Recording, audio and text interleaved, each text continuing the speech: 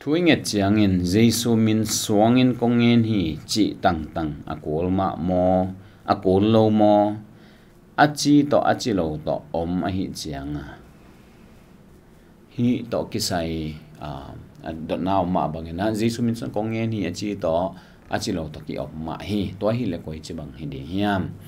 po khatena Jesu min suang kongen hi ichi keile Jesu min suang no hi mani thungen na amok na hi a khian nam lo hi pasien zalo di hi achi om hi po khaten la Jesu min suanga ka chi lian lo hangena Jesu min ma ka chi na Jesu ma ka up na tung to na a thuangen hi to kamal wazat lan lan kul ke chia a to da na ngen jiao jiao zong om hi to hi le koi chi bang hiam lai siang thon bang gen hiam chi en di hi hang zo hang lian som le li anel som le thum le som le li sim phon ni zong alian som le li aniao som le thum le som le li ke ma min suanga nanget hem pe u tapa tung tonin pa min athan the na dingin kong pe di hi chi pasien min than na ding a hi le I to pa I chi na to pa min suanga pa kyang inget te ong ki pe ding pa min athan na ding ina kong pe ding ke ma min suanga na khat pe nanget ole kong pe ding che hitanga ong pe ding a chi jang Jesu he mai hi pa pasien kyanga Jesu min suanga ngen Jesu enong pe ding che hi to ma bangena zong masalian nga na a zong ki mo the hi to tanga zong masalian nga aneu som le li le som le nga na bang chi hiam chi le tuin ama de na to ki to kin na khat pe inget le ama in inget na hong za hi chi lungmon na ama songa in hi chi ama de na to ki to ka inget le chi ama de na to ki to lo wa inget le to a hian na om lo chi na hi ama de na to ki to ka inget ta le I thunget na hong za hi chi lungmon na ama songa in hi ama in inget pe hong za hi chi I the le ama tung pana inget pe inga di hi chi zong I the hi chi to hi na pa pasien kianga Jesu min suanga ngen le hang ong pe di Jesu nong pe ding chi pa pasien ni ong pe ding zong chi koi hi ama min than na ding ama de na to ki to le ong pe ding chi hi to hi ni tanga I chang na ke min suanga chi da koi chi dan hiam tu laya izat dana Jesu min suangin chi tang tang ding ma hiam chi don na aw ma bangen to en suk suak ni hiang mi khadi min suang mi khadi min paw lama na khat ngen chi chiang ina ama I thunei na ama I hi na ama mai ama me ama I hi na aswang a ngen hi gen te na bangena mi khat kianga wa paina hau